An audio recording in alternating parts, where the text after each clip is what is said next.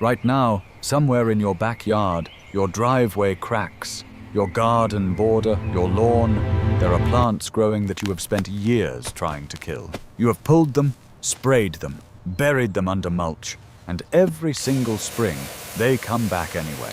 What if I told you those plants are more useful than some of the things people are carefully buying, planting, and protecting in raised beds? What if the plants you keep destroying are doing work your garden center never talked about? The average American household spends hundreds of dollars every year on lawn care, and a good portion of that money goes toward eliminating exactly these plants. This video covers 6 common weeds, plants you almost certainly already have right now, and why they outperform conventional garden crops in nutrition, resilience, practical value, and one thing no seed catalog is ever going to sell you. By the end of this video, you are not going to look at your yard the same way again. Before the herbicide industry convinced an entire generation that a perfect lawn was the goal, dandelion was considered valuable. It was not tolerated, it was planted. European settlers brought it to North America on purpose. They carried it across the ocean because they saw it as a useful food and medicinal plant worth having near the house. Think about that. A plant that now gets sprayed and cursed every spring was once introduced deliberately as part of a working food system. That expensive lawn care habit is often doing one thing extremely efficiently. It is poisoning a free, self-renewing resource. Let us start with the one that is probably growing closest to you right now. Number 6, dandelion. Bright yellow flower, toothed leaves, white puffball seed head. You know exactly what this plant looks like, and it is one of the most nutritionally dense greens growing in ordinary yards. A small serving of dandelion greens delivers enormous amounts of vitamin K, along with beta-carotene, calcium, and a wide range of minerals people usually go looking for in store-bought greens. And every part of the plant is useful. The leaves are edible, the flowers are edible, the roots are usable. That root, when dried or roasted, is still sold in health food stores as a specialty product, even though for many people it is already growing for free within walking distance of the kitchen door. Spinach gets praised constantly, but spinach asks for prepared soil, steady watering, seasonal timing, and often repeated planting. Dandelion asks for nothing. It survives frost. It punches through hard ground.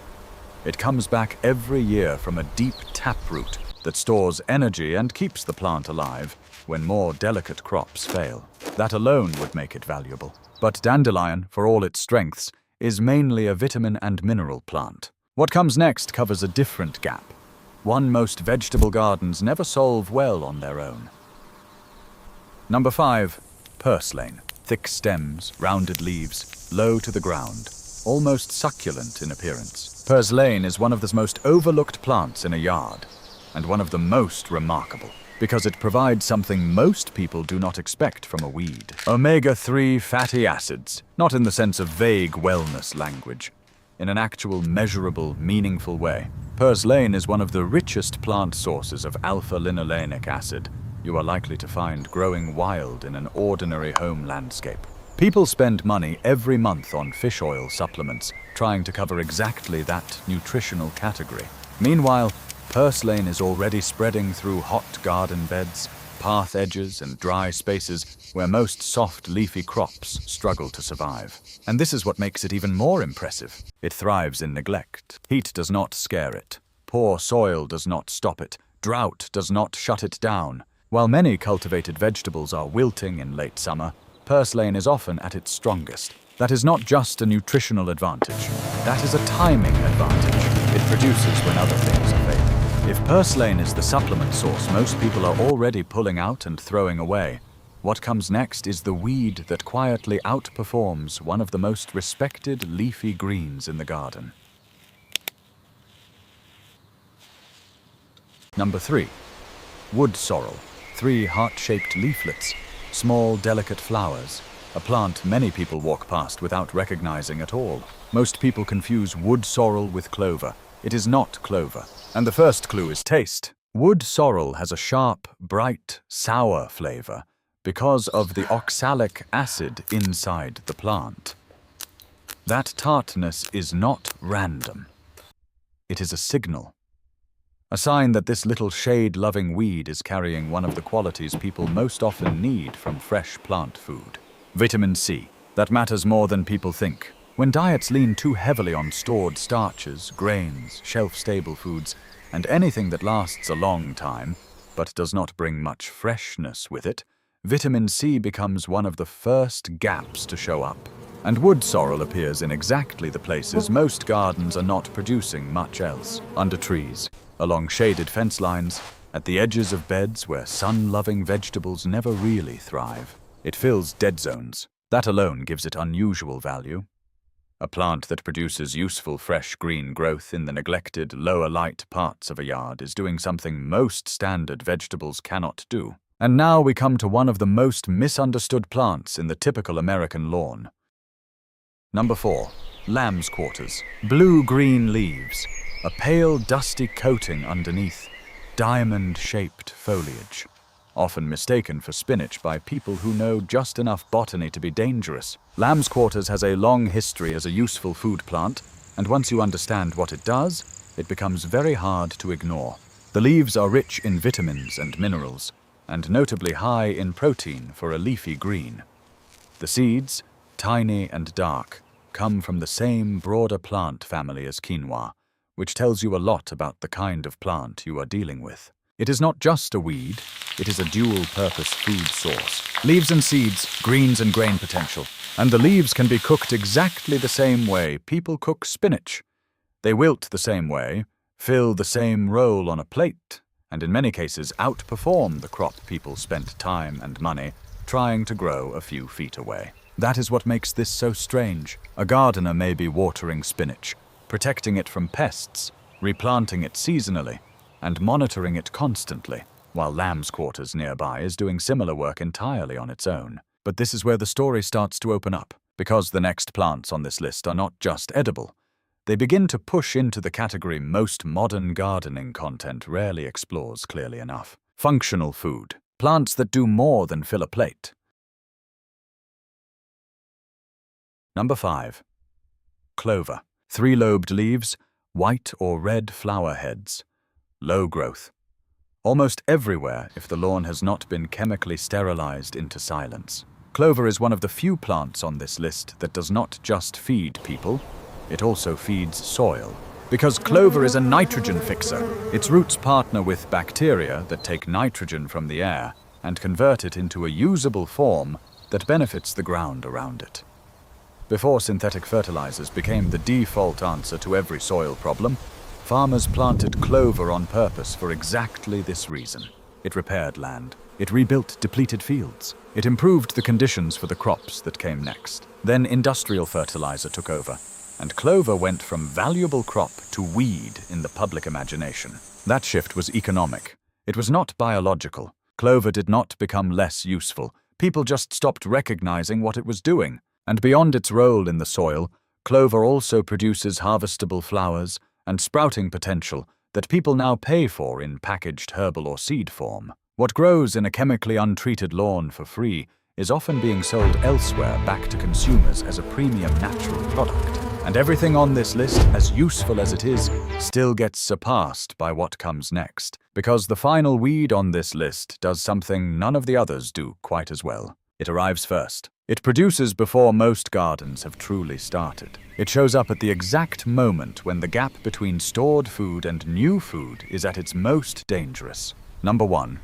Chickweed. Tiny oval leaves, delicate white star-shaped flowers, trailing stems that weave themselves into dense green mats close to the ground. Chickweed is the plant that appears before most people are ready to think about food growing outdoors. In many temperate climates, it begins showing up in late winter or very early spring, long before the main garden is producing anything useful. Before your beans go in, before your tomatoes even make sense, before most raised beds have fully warmed, chickweed is already there doing its work. And that timing is everything. Because the most fragile moment in any home food system is not midsummer, when everything is producing. It is that gap between the end of winter and the first real harvest. The period when stored food is running low, fresh greens are scarce, and the garden is still mostly potential. Chickweed fills that gap. It grows when almost nothing else wants to. It tolerates cold, soft light, and the unsettled conditions of early season. And unlike a lot of emergency food plants people talk about in theory, chickweed is genuinely pleasant to eat. Mild flavor, tender texture, closer to baby spinach than to anything bitter or medicinal. Nutritionally, it offers vitamin C, calcium, magnesium, and iron, which makes it more than just something green. It is early nourishment at the exact time fresh nourishment matters most. And then there is the other reason it is so valuable. Once chickweed establishes itself in a place, it tends to stay part of that system. A single plant can produce a remarkable number of seeds, and those seeds can remain viable in the soil for years. That means chickweed is not a one-time gift. It is a recurring early-season crop that reappears without seed packets, without planning charts, without irrigation system, and without your permission. That is why it takes the top spot. Not because it is the most glamorous plant on the list, not because it is the most marketable, but because it is the one that arrives at the most important time. Now step back and look at what this list actually gives you. 6 plants. Not one of them requires a purchase. Not one of them needs a catalog. Not one of them asks for a perfectly prepared bed, drip irrigation, seed starting lights, or any serious growing experience beyond being able to identify it correctly. Together, they cover an extraordinary range of value. Dandelion gives you deep mineral and vitamin density from a plant people are actively paying to eliminate. Purslane covers omega-3s from a heat-loving plant that thrives when garden vegetables are stressed. Lamb's quarters gives you greens and seed potential from a volunteer plant most people mistake for a nuisance. Wood Sorrel fills the shade gaps and brings a bright, fresh vitamin C source from areas most food gardens ignore. Clover improves the soil while also producing useful growth above ground, which means it supports the system even when you are not harvesting from it directly. And chickweed arrives first, bridging the seasonal gap before most cultivated crops are even capable of helping you. That is not random. That is a functioning support system. And the strangest part is that people are spending money trying to destroy it. We are treating resilience like an enemy. We are protecting lawns that require constant mowing, watering, feeding, and chemical intervention, while killing plants that are offering nutrition, soil building, seasonal coverage, and self-renewing growth for free. The fragile system is not the weeds. The fragile system is the one that depends on supply chains, packaged seed, regular inputs, perfect timing, synthetic fertilizer, and constant human management. The weeds are the durable system. They survive heat. They survive neglect. They survive poor soil. They survive frost. They survive being stepped on, cut down, pulled out, and poisoned, and they still come back. That is not a flaw, that is value. And this is the part most people miss. The real advantage of these plants is not that they replace a garden. It is that they support one. They cover the gaps. They provide what cultivated crops often do not provide naturally or do not provide at the right time. They grow in dead zones, shoulder seasons, poor soil, and difficult conditions.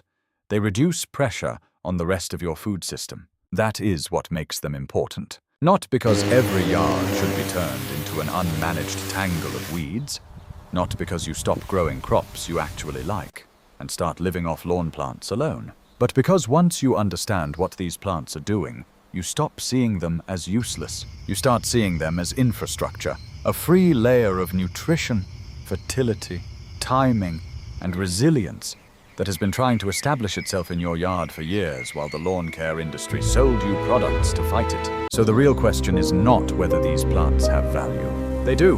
The real question is whether you are willing to recognize that value before you spray it, mow it, or mulch it out of existence. Because once you learn to identify these 6 plants properly, your yard stops looking like a battleground.